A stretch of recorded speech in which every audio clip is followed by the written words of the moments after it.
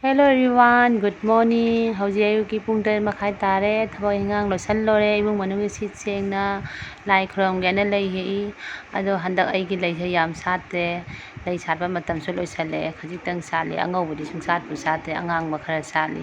Lain thaw katna bai angau bu su let si loraga breakfast ki thaba mu mulle mulle sauna lor ne jing phar. Ama ki le ama thike pulan ani lei sina.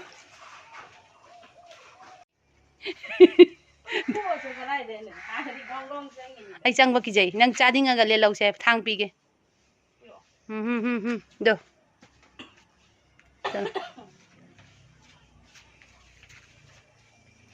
wa bane ba doi ma pham do chang ba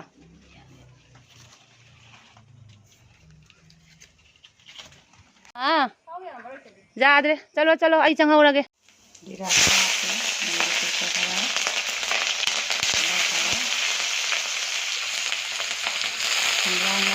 Marang sumbrang ni dam thok ya ba adu ba tan mon ta ni ni ta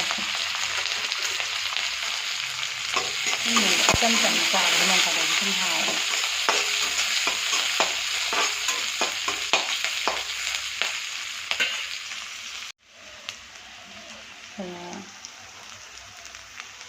जीरा का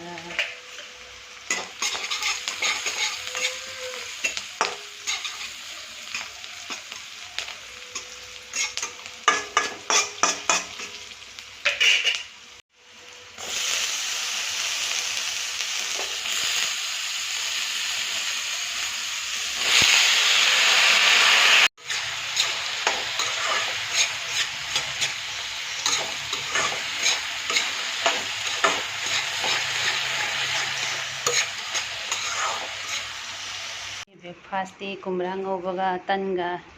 ready hoire charani hawai borani mayam aina ngara hawai thonge bako jaman gina aina fridge khara hapchan thamore bako ado ina takhaire kari patta khara hape alu khara chichalle hawai bora so hauni beson bora su saman na chani ngaktare asmaina adedi sing kitang khak chichalle khoda myam haure bako kari patta jenam di laine jenam jaman na talle na dugi laine duga di chaning dere adugi smaina kari patta ne hawai ne blender da takhaire ade jira khara ne sing ne ade morok atekpa smai tara masigi barogi bora ma jerum thongba ma pani ronba ma khamen fry ma बाजार की पानीदा आईदी मुखी पान हाव हेलिदो मुखी पान हंदक चाद्री अद मुन मुलमी पान से मयांगी पान ने बको अदुम बाजार की पान मुल आईदी मुलोदरा खनबा फजना मुलमी पान से अखोदी कसादे मुखी पान त पुरा चाबनी न सी पान जा हाम चाइनी चारगा चेंगबा नि हावरा हावतबरा मुनि मुलमी बारोगी हिंजांग से पान ने इरोले अदो सिदेगी पानीदा असु मोइगी मयांगी पान नि सु मुंदी मुल्ले बको मुखी पान ने नते अदो येरुम अमा थोंगनी अदुगैदी खामेन फ्राई मा तौरनी अदो पान से फजना मुंदी मुलमी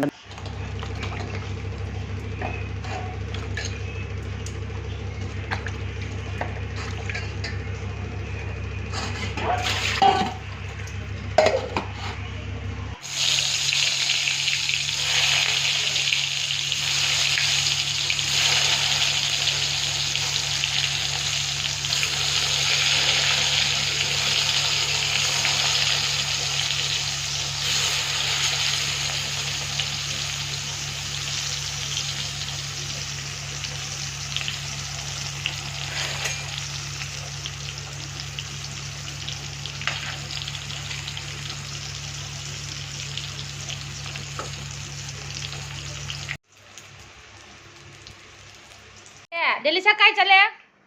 kai dawrage hajik tano bani ba noi home fashion show thoktana isai saktana haje sanaramaga budin na kai kapi ba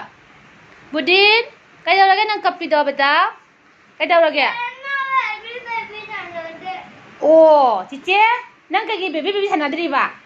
hajik tano home sanarama do kai kaunadra noi home oh ma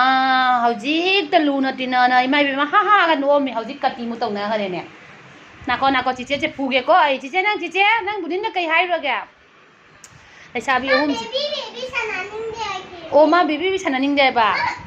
ꯆꯥꯎꯔꯦ ꯂꯩꯁꯥꯕꯤ ꯑꯍꯨꯝꯁꯦ ꯍꯧꯖꯤꯛꯇ ꯃꯥꯏ ꯃꯥ ꯁꯥꯟꯅꯔꯝꯃ ꯍꯧꯖꯤꯛ ꯃꯣꯏ ꯑꯍꯨꯝ ꯄꯩ ꯂꯩꯅꯈ꯭ꯔꯦ ꯃꯥ ꯆꯥꯎꯔꯦ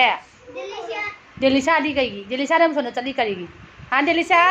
ꯁꯥꯟꯅꯅꯤꯡꯗꯦ ꯍꯥꯏ ꯗꯦꯂꯤꯁꯥ ꯁꯥꯟꯅꯅꯤꯡꯗꯦ ꯍꯥꯏꯕ ꯁꯥꯟꯅꯅꯤꯡꯗꯦ ꯑꯩ ꯆꯪꯅꯤꯡꯗꯦ ꯅꯪ ꯌꯥꯎꯅꯤꯡꯗꯦ ꯑꯩ ꯇꯜꯂꯤ ꯍꯥꯏꯕ ꯑꯣꯍꯣ ꯑꯣ ꯕꯥꯞꯔꯦ ꯅꯨꯡꯁꯤꯕꯅ ꯂꯣꯏꯁꯜꯂꯣ ꯏꯁ ꯃꯔꯝ ꯃꯣꯛꯄꯅ ꯀꯔꯤ ꯋꯥꯅꯣꯅꯦ ꯏꯁ ꯅꯨꯡꯁꯤꯍꯦ ꯋꯥ ꯂꯣꯏꯁꯜꯂꯣ ꯌꯦꯡꯉꯨꯁꯦ ꯁꯥꯟꯅ ꯂꯣꯏꯔꯦ ꯆꯦꯛꯈꯥꯏꯔꯒ ꯑꯩꯒꯤ ꯁꯣꯐꯥ ꯂꯣꯏꯁꯟꯕꯤꯔꯤꯁꯦ ꯌꯦꯡꯉꯨ ꯅꯨꯡꯁꯤꯗ꯭ꯔꯁꯦ ꯌꯦꯡꯉꯨ ꯂꯩꯁꯥꯕꯤ ꯑꯍꯨꯝꯁꯦ ꯑꯣ ꯃꯥ ꯑꯩꯈꯣꯏ ꯅꯨꯄꯤꯅꯒ ꯃꯔꯝ ꯃꯣꯏꯁꯦ ꯌꯦꯡꯉꯨ ꯏꯁ ꯍꯧꯖꯤꯛ ꯅꯣꯏ ꯑꯍꯨꯝ ꯀꯩ ꯆꯥꯅꯤ ꯍꯥꯏꯔꯣ ꯑꯣ ꯕꯥ ꯍꯩꯅꯦ ꯗꯦꯂꯤꯁꯥꯗꯤ ꯋꯥ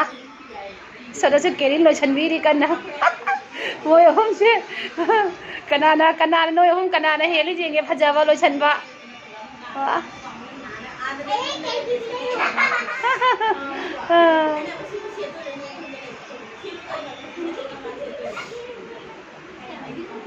जल्दी फास्ट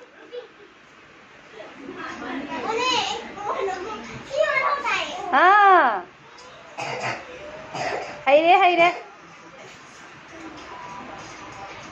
सिनीसे साइखाई लोरे लोइसनबिरिसे बुदिन दी बोयनिदा माचिगा कपी कन्ना जिजेना बारबी सानाबिदि आए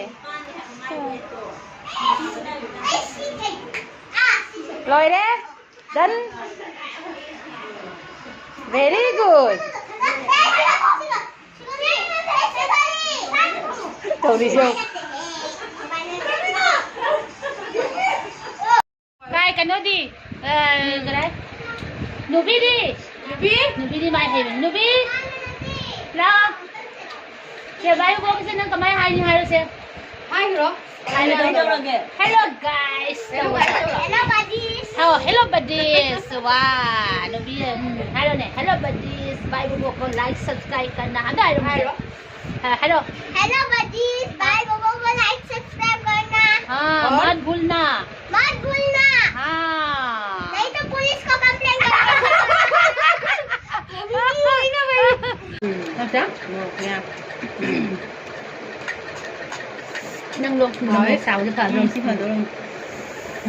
hai rồi lúa gai bụng đó nạp tuần nó ung이 막 그런데 건강한 건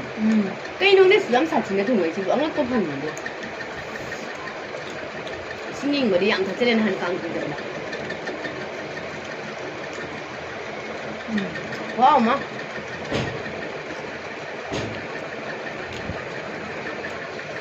wow mình mẹ làm video này là hai bên là xem mình bị wow mà nè người xem cái wow mà hồi là không kìa hay đi cha cái này là khăn bên là tiệp à mà là cha cái bỏ có cái cha cái này khăn bên nó hình hào làm được quá lên mình nè anh là ngài đi xem khơi gạp nè mình là ha được nè khơi gạp nè anh là ha đồ này mà là ha đồ này ngari nama hawe juga kata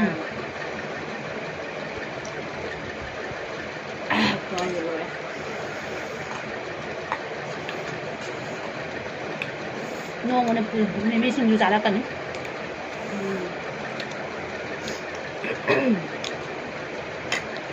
lấy cái măng bạc chứ gì ngày nay trên nào khơi thì tung ăn gì là khơi nó cái ngang xuống ra như trên nào cả số